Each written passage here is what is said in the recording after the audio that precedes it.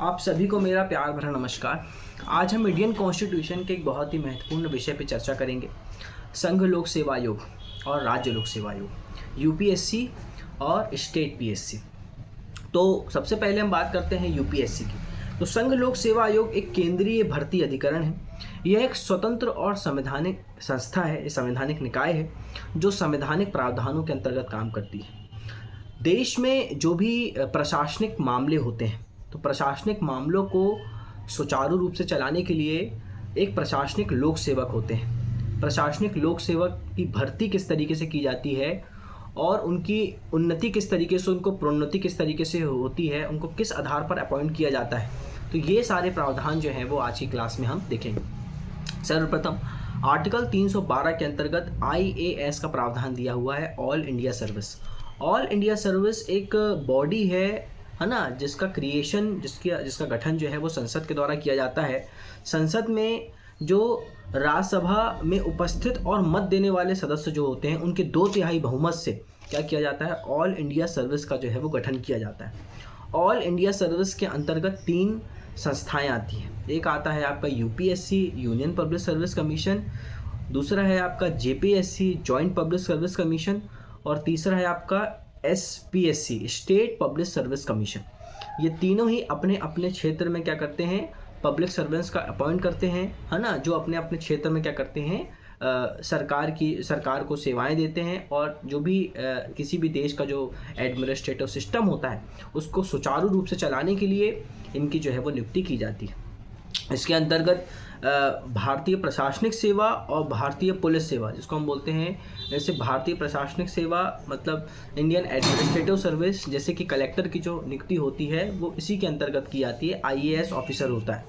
एक होता है आपका भारतीय पुलिस सेवा, जिसको हम बोलते हैं इंडियन पुलिस सर्विस, जो IPS क्रेडिट के जो लोग होते हैं, जो SP बनते हैं, तो उनकी नियुक्ति जो है वो इसी के अंतर्गत की जाती है। अब हम समझते हैं आर्टिकल 315। आर्टिकल 315 में लिखा है public service commission for the union and for the state. संघ और राज्य के लिए क्या होगा, एक लोक सेवा आयोग होगा। संघ के लिए एक लोक सेवा आयोग होता है और राज्य के लिए क्या होता है, एक लोक सेवा आयोग होता है। जो संघ लोक सेवा आयोग होता है, इसमें अध्यक्ष होते हैं और सदस्य होते हैं। एक अध्यक्ष होता है, सदस्य कितने होंगे इसके संबंध में संविधान में कोई ऐसा स्पष्ट प्रावधान नहीं है, लेकिन फिर भी कम से कम 9 से 11 सदस्य जो है वो हो सकते हैं। इनकी नियुक्ति जो है वो राष्ट्रपति के द्वारा की जाती है। राष्ट्रपति ही इनको नियुक्त करते हैं। किन आधारों पर नियुक्त किया जाएगा, ऐसा कोई स्पष्ट आधार जो है वो हमारे कॉन्स्टिट्यूशन में नहीं दिया है। राष्ट्रपति के द्वारा जो है वो इनकी नियुक्ति की जाती है। इनका जो रिटायरमेंट का जो टाइम पीरियड होता है वो 65 साल या फिर 6 साल होता है। उनकी उम्र के पहले जो भी हो जाए, 65 साल या 6 साल हो जाए। ये शपथ जो है ये राष्ट्रपति के सामने शपथ लेते हैं। इनको हटाया भी राष्ट्रपति के द्वारा ही हटाया जाता है। यूपीएससी के अध्यक्ष और सदस्य को केवल कदाचार के आधार पर हटाया जाता है, लेकिन जब भी कभी राष्ट्रपति के द्वारा इनको हटाया जाता है इनके पद से, तो सुप्रीम कोर्ट क्या करता है, इसकी जांच करता है। सुप्रीम कोर्ट जांच करते हैं और सुप्रीम कोर्ट यदि जांच में पाते हैं कि हाँ इन्हें संवैधानिक प्रावधानों का उल्लंघन किया है, तो उसके बाद क्या किया जाएगा, इनको इनके पद से हटा दिया जाएगा। सुप्रीम कोर्ट ने जो भी आदेश दिया है वो इनके ऊपर क्या होगा, बाध्यकारी होगा। इनको और किन आधारों पर हटाया जाता है, यदि ये दिवालिया घोषित हो गए हैं या यदि इन्होंने अपने कर्तव्य के बाहर कोई एक्ट किया, अल्ट्रा वायरस कोई एक्ट किया है, या राष्ट्रपति ये समझते हैं कि ये मानसिक या शारीरिक रूप से अक्षम हो गए, मतलब ये मानसिक और शारीरिक रूप से अक्षम है, तो उस आधार पर भी इनको इनके पद से जो है वो हटाया जा सकता है। साथ ही साथ एक बार जो व्यक्ति यूपीएससी का अध्यक्ष और सदस्य बन गया तो वह पुनः निर्वाचन का जो है वो पात्र नहीं होगा। आर्टिकल 315 का जो सेकेंड क्लॉज है वो बात करता है जॉइंट पब्लिक सर्विस कमीशन की। देखिए क्या होता है कि यूपीएससी के अंतर्गत जो एग्ज़ाम फाइल करके जो लोग आते हैं वो भारत में कहीं पर भी अपॉइंट हो सकते हैं, है ना। स्टेट पीएससी के अंतर्गत जो लोग अपॉइंट होकर आते हैं तो वो स्टेट के अंतर्गत कहीं पर भी क्या कर सकते हैं, पोस्ट होल्ड कर सकते हैं। लेकिन जो जॉइंट पब्लिक सर्विस कमीशन है, संयुक्त लोक सेवा आयोग है, तो संयुक्त लोक सेवा आयोग का मतलब ये होता है कि 2 या 2 से अधिक राज्य मिलकर क्या करते हैं, संयुक्त लोक सेवा आयोग का गठन करते हैं, है ना। इनका गठन भी राष्ट्रपति के अंतर्गत ही होता है। जो इनके अध्यक्ष सदस्य होते हैं सबकी नियुक्ति राष्ट्रपति के द्वारा ही की जाती है। रिटायरमेंट का टाइम पीरियड भी 65 साल या 6 साल ही होता है, लेकिन इसमें कुछ शर्तें होती हैं, है ना। नहीं, जेपीएससी के जॉइंट पब्लिक सर्विस कमीशन के जो रिटायरमेंट का एज होता है वो 62 साल या 6 साल होता है, लेकिन इनकी नियुक्ति राष्ट्रपति ही करते हैं, इनको हटाते भी राष्ट्रपति ही है। इसमें क्या होता है कि जैसे कि एक जॉइंट पब्लिक सर्विस कमीशन का गठन हुआ, तो जैसे फॉर एग्जांपल मध्य प्रदेश, छत्तीसगढ़ और बिहार, इन तीनों राज्यों ने, राजस्थान, इन तीनों चारों राज्यों ने मिलकर क्या किया, एक जॉइंट पब्लिक सर्विस कमीशन बनाया और इस एग्ज़ाम कंडक्ट किया। तो ये 4 राज्यों ने मिलकर जो एग्ज़ाम कंडक्ट किया है, तो इसके अंतर्गत जो लोग नियुक्त होकर आएंगे तो वे चारों राज्यों में से कहीं पर भी जो है वो अपॉइंट हो सकते हैं। फॉर एग्जांपल मध्य प्रदेश वाला व्यक्ति राजस्थान में अपॉइंट हो सकता है, राजस्थान वाला व्यक्ति छत्तीसगढ़ में हो सकता है, छत्तीसगढ़ में नियुक्त होने वाला व्यक्ति झारखंड में हो सकता है। मतलब ये चारों राज्यों में से जॉइंट पब्लिक सर्विस कमीशन के अंतर्गत चारों राज्यों में से वो व्यक्ति जो है वो किसी भी राज्य में जो है वो अपॉइंट होकर जा सकते हैं। जॉइंट पब्लिक सर्विस कमीशन जो है वो के अध्यक्ष सदस्य की नियुक्ति जो है वो राष्ट्रपति के द्वारा ही की जाती है। ये अपना त्यागपत्र भी राष्ट्रपति को ही देते हैं। लेकिन एक तरीके से जॉइंट पब्लिक सर्विस कमीशन जो है ये राज्य के अंतर्गत जो है वो गठन किया जाता है। मतलब राज्य लोक सेवा आयोग का जो गठन है, संयुक्त राज्य लोक सेवा आयोग का, ये राज्य विधानमंडल की आग्रह पर संसद के द्वारा जो है वो इसका गठन किया जाता है। तीसरा है आपका स्टेट पीएससी। तो राज्य लोक सेवा आयोग जो होता है आपका, इसके जो भी अध्यक्ष और सदस्य होते हैं, इनकी नियुक्ति राज्यपाल के द्वारा की जाती है ना। इनके रिटायरमेंट का जो टाइम होता है वो 62 साल या 6 साल होता है, जो भी उसकी उम्र के पहले हो जाए। और इनके जो अध्यक्ष सदस्य होते हैं ये राज्यपाल के द्वारा नियुक्त होते हैं, राज्यपाल ही इनको सस्पेंड करते हैं। देखिए थोड़ा समझिएगा, स्टेट पीएससी के जो अध्यक्ष और सदस्य होते हैं इनकी नियुक्ति राज्यपाल के द्वारा की जाती है और राज्यपाल जो है वो इनको सस्पेंड कर सकते हैं, लेकिन यदि इनको इनके पद से हटाना है तो हटाएगा हमेशा राष्ट्रपति ही इनको इनके पद से हटा सकते हैं। अध्यक्ष और सदस्य जो होंगे वो बिल्कुल भी पुनः निर्वाचन के पात्र नहीं होते।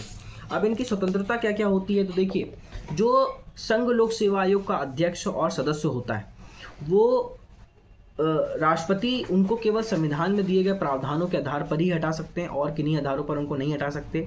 साथ ही साथ जब तक अध्यक्ष सदस्य अपने पद को धारण किए हैं कोई भी अलाभकारी परिवर्तन नहीं किया जाएगा इनके पद में। ये संघ लोक सेवा आयोग के अध्यक्ष सदस्य को जो वेतन भत्ते मिलते हैं, पेंशन मिलती है, वो सब भारत की संचित निधि कंसोलिडेटेड फंड से इनको पेंशन भत्ते मिलते हैं। साथ ही साथ जो एक बार संघ लोक सेवा आयोग का अध्यक्ष सदस्य बन गया तो वो कार्यकाल के बाद, मतलब उनका जो टेन्योर कंप्लीट हो जाएगा, तो वो किसी भी तरीके से पुनः निर्वाचन के पात्र नहीं होंगे। राज्य लोक सेवा आयोग के जो अध्यक्ष सदस्य होते हैं तो इनकी जितनी भी सदस्य संख्या होती है तो उसमें से आधे मेंबर कम से कम ऐसे होंगे जो पहले से भारत सरकार या राज्य सरकार के अंतर्गत कोई पद धारण कर चुके हैं।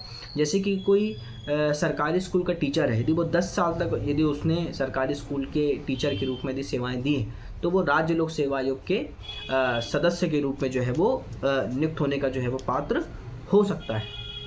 संघ आयुक्त और संयुक्त आयुक्त अपना जो त्यागपत्र होगा वो राष्ट्रपति को देंगे और राज्य आयोग की दशा में जो है वो राष्ट्रपति उनको जो है वो नियमों से जो है वो निलंबित कर सकते हैं। राज्य आयोग की दशा में राज्यपाल जो है उनको सस्पेंड कर सकते हैं, राष्ट्रपति के द्वारा उनको उनके पद से हटा सकता है। आर्टिकल 319 में एक मुख्य प्रावधान दिया हुआ है कि जो भी अध्यक्ष और सदस्य होंगे इनके संबंध में कि कोई अध्यक्ष है या सदस्य है वो अपने पद में दोबारा नियुक्त नहीं किया जाएगा। पहली बात, कोई व्यक्ति अध्यक्ष और सदस्य है वो अपने पद में दोबारा नियुक्त नहीं किया जाएगा। और दूसरी बात, अपने पद से नीचे वाले पद में दोबारा कभी नियुक्त नहीं किया जाएगा। जैसे फॉर एग्जांपल यूपीएससी का जो अध्यक्ष है वो रिटायरमेंट के बाद कोई दूसरा पद यहाँ पे धारण नहीं करेगा, लेकिन यूपीएससी का जो सदस्य है वो अध्यक्ष बन सकता है। स्टेट पीएससी का जो अध्यक्ष है वो दूसरे स्टेट पीएससी का अध्यक्ष बन सकता है। मतलब for example Madhya Pradesh state PSC का जो अध्यक्ष है वो छत्तीसगढ़ स्टेट पीएससी का अध्यक्ष बन सकता है ना। स्टेट पीएससी का जो सदस्य होगा मेंबर वो स्टेट पीएससी का अध्यक्ष बन सकता है, यूपीएससी का सदस्य और अध्यक्ष बन सकता है। मतलब आप जिस पद को पहले से धारण किए हुए हो उसके नीचे वाले पद में कभी नहीं जाओगे। सबसे ऊंचा पद होता है इस यूपीएससी का अध्यक्ष, फिर उसके नीचे यूपीएससी का सदस्य, फिर उसके नीचे स्टेट पीएससी का अध्यक्ष, फिर उसके नीचे स्टेट पीएससी का सदस्य। जिस पद में हो उसी पद में दोबारा अपॉइंट नहीं होगे और उस पद से नीचे वाले पद में नहीं जाओगे। फॉर एग्जांपल यदि कोई व्यक्ति सदस्य है, यूपीएससी का सदस्य है, तो वो स्टेट पीएससी के सदस्य के रूप में जो है वो कभी अपॉइंट नहीं होगा। तो मुख्य रूप से ये एक ऐसी बॉडी है जो एग्ज़ाम कंडक्ट करती है ना। यूपीएससी और जेपीएससी के जो अध्यक्ष सदस्य होते हैं वो अपनी साल की रिपोर्ट राष्ट्रपति को देते हैं, और स्टेट पीएससी के जो अध्यक्ष सदस्य होते हैं वो अपनी साल की रिपोर्ट राज्यपाल को जो है वो सालाना ने जो भी काम किया वो उसकी रिपोर्ट जो है वो राज्यपाल को सौंपते हैं। तो ये है लोक सेवा आयोग। तो किसी भी देश के प्रशासनिक कार्यों को सुचारू रूप से चलाने के लिए और एक कल्याणकारी राज्य की स्थापना की जो हम बात करते हैं उसको करने के लिए, है ना, आर्टिकल 315 के अंतर्गत जो है वो लोक सेवा आयोग की जो है वो नियुक्ति की जाती है, उनके अध्यक्ष सदस्यों की भर्ती की जाती है। यदि आपको मेरा लेक्चर अच्छा लगा हो तो लाइक करें, कमेंट करें। यदि कोई कमी नज़र आती है तो प्लीज़ मुझे कमेंट बॉक्स में बताइए। धन्यवाद।